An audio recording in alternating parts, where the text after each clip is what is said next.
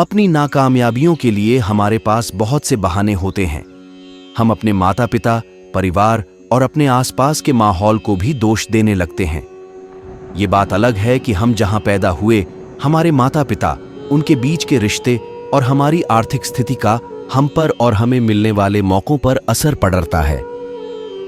पर जन्म से ही सब कुछ तय नहीं होता। ऐसा नहीं होता कि आप बिना रुकावट के सफलता की सीढ़ियां चढ़ते लगते हैं।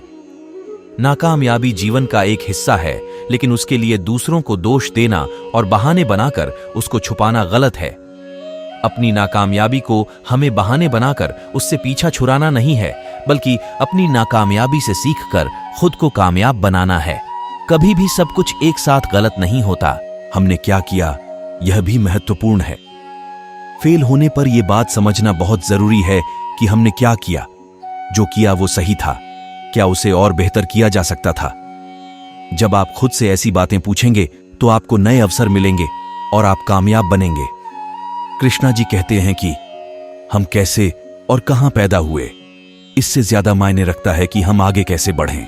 हर इंसान के अंदर एक खास शक्ति, सामर्थ्य या ताकत होती है।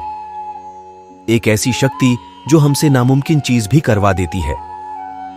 सिर्फ शक्ति का होना ही जरूरी नहीं है, हमें अपने अंदर की शक्ति की जानकारी होना, उसे सही दिशा में इस्तेमाल करना भी जरूरी होता है।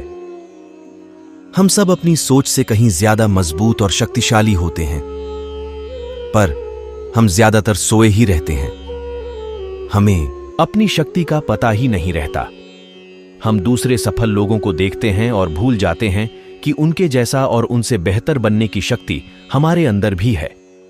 कई बार रास्ता मालूम होने पर भी हम कदम आगे नहीं बढ़ाते और कहीं नहीं पहुंच पाते। अपनी शक्ति के साथ सही दिशा में बढ़ाया गया छोटा सा कदम भी बड़ा बन जाता है। लेखक यशपाल कहते हैं कि जागी हुई चींटी की शक्ति सोए हुए हाथी से अधिक होती है।